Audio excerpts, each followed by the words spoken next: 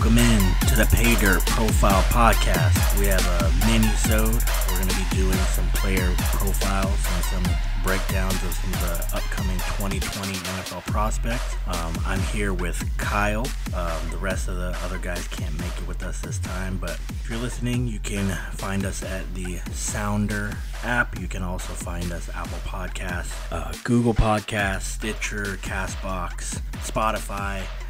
And if you want to bring us in somewhere else, then let us know.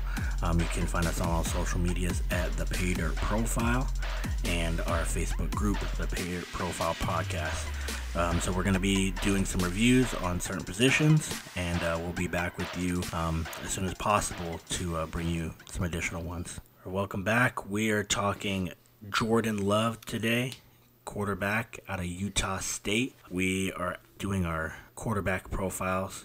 We got a couple guys that we think should be given a little bit more publicity, or guys that we have specific takes on. This one is handpicked by Kyle, so I want to take it away with your boy. Yeah, so Jordon Love, 6'4", 225, really has shot up some draft boards this offseason.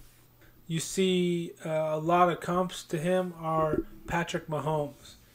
And I think that's kind of one thing that's fueled him up the draft board, is that people see a possibility that he's the next Mahomes. He's a guy that has an arm. He's able to throw at multiple different angles. Really strong. It's a strong arm. It's fluid. It just kind of pops out of his hand. One thing that I've watched a couple different films of him. We're currently watching Utah State versus Kent State in the Smoothie Cafe Frisco Bowl. He's making up balls now. Huh? Exactly where you want to see your premier quarterbacks. I watched him against Boise State, Wyoming, LSU, and SDSU. One thing that I think has been passed up with him is that when they play good teams, and you could look over the course of his career, in 2019 they went 7-6. Losses to Boise State, BYU, crushed by Air Force, LSU, and Wake Forest. 4 of those teams were at one point ranked. Their wins were against teams that were never ranked. You go and look at 2018. Which is a tape that everybody likes. Which everyone likes, correct. They went 11-2, and losses against Michigan State, who was top 10, ended the season at 11, and Boise State, who ended up ranked 23. None of their other wins were against anyone who won or were ranked. So when you kind of start looking at that for him, is it they're feasting on bad teams and he's able to get off on some of these guys? I mean, you watch him throw, it pops out of his hand, but you're able to see, and I think that one point he admittedly said that he was trying to do too much. You see a pick here, and that wasn't even his fault. That's so bad. Popped out of the guy's hand. Not sure if the offense was extremely limited, which I think it was. He just rips a back shoulder there. But there's times, and they're running stick concepts, and he's not even on his first read. In this game, you'll see him run some snag concepts, and he's able, he's got his first read open. He's already off of it. I think the Mahomes arm comp is fine because he has a similar arm. They're able to do some stuff with different angles. But seeing him play on time is not one of his strong suits, which in the NFL is not going to work for him. Gets out of the pocket here. What are your thoughts on him? I think that just like the other quarterbacks we talked about, like, you could see a path to success for him. I think the difference between my opinion and others' opinion is when you're looking at a guy in the first round, you're looking at a guy who should, in theory, be able to be successful in a myriad of different ways. Obviously, that's not the case all the time, but if you're taking a quarterback this quarterback should, in theory, be able to start for you and potentially lead your team. When you're looking at a guy who played in Utah State, you have a lot of limited talent around you, but you're also playing against limited talent. So when you're playing against those guys and you don't look like an otherworldly talent, that's not to say that you can't be an NFL caliber quarterback, but also I would put extreme pause when you're talking about a guy like Patrick Mahomes, because Patrick Mahomes never ever on film looked like a player who was pedestrian by any stretch. They were coached poorly and they were underskilled. Their talent was not close to some of the teams in that conference. Right. So on the other hand, Utah State is near the top of the Mountain West. Right. As far as that goes. Yeah. So I mean, like you're looking at the primary comp being Patrick Mahomes, and you know, if he reaches those heights, then yes, that first round pick was warranted. But what if he doesn't? What if we're just looking at a projection? Like, are you going to be able to risk your job for that? And so, like, to me, I think he's more of a second round type of quarterback. I think he's closer to like a Jalen Hurts than you would see a Herbert, Burrow, or Tua. I definitely like him as a prospect, but I just don't agree with where everybody is thinking that he should go. I mean, he's been mocked as early as, 13 or 14. I think that's a little bit rich for my blood. Just because, I mean, at the end of the day, this was a guy who did have his fair share of limitations.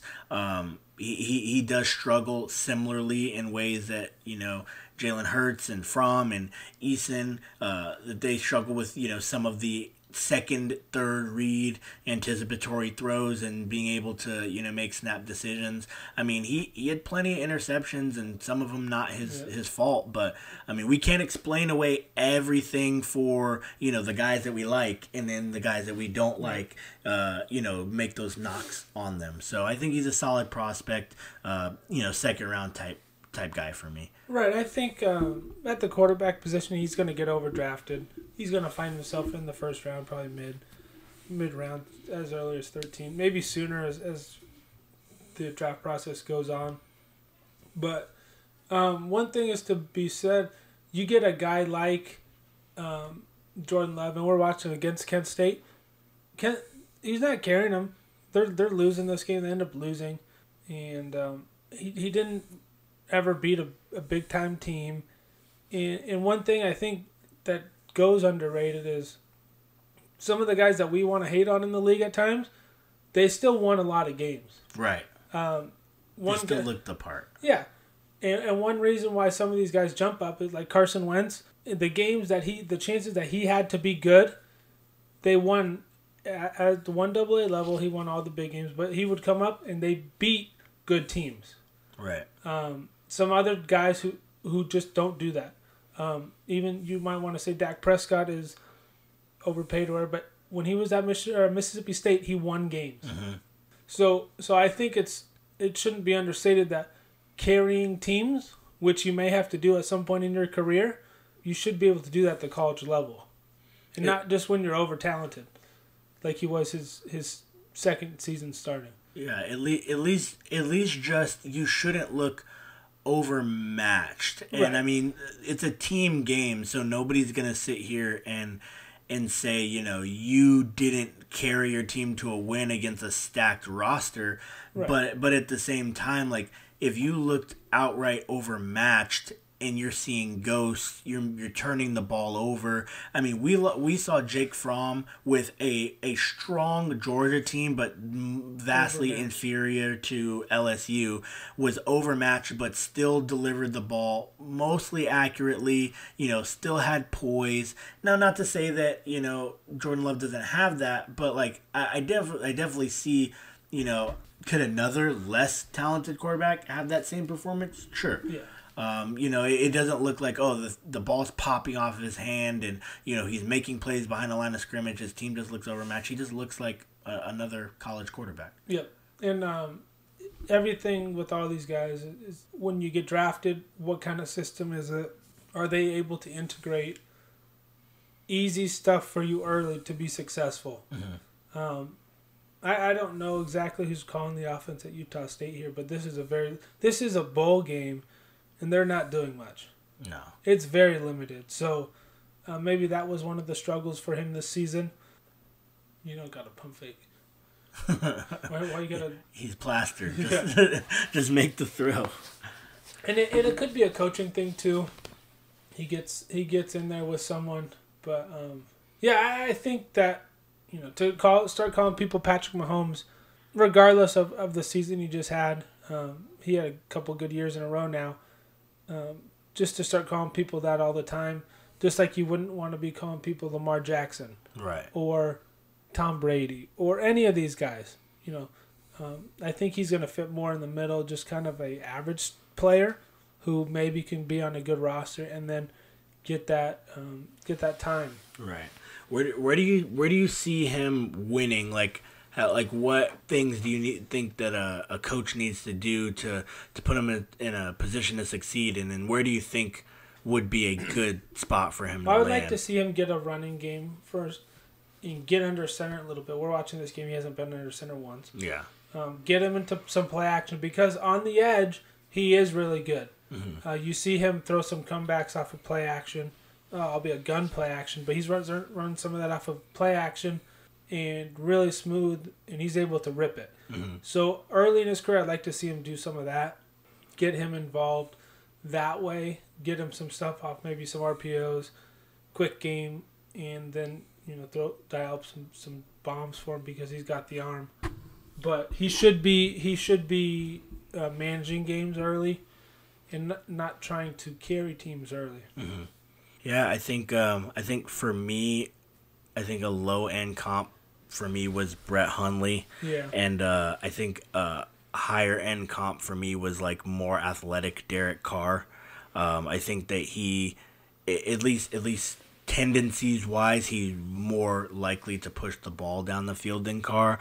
But as far as like skill set and as far as like what they were asked to do in college, like it looked a lot like watching Derek Carr at Fresno State. Yeah. when watching him. And so a lot of screens. Yeah. So I think that he could be successful if they want to try to take him early.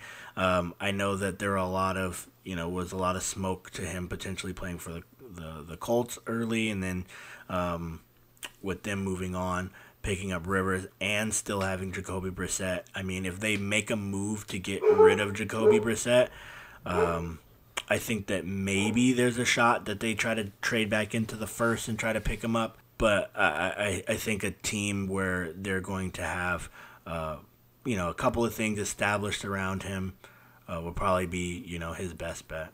And a couple years, year or two, sitting in refining his skills would be nice for him. Right. Well, that's what we got for Jordon Love. I'm sure that we're going to see his name called fairly early on draft day. But go ahead and tune in for our future profiles on our quarterbacks and other positions coming up soon. Until then, we're out.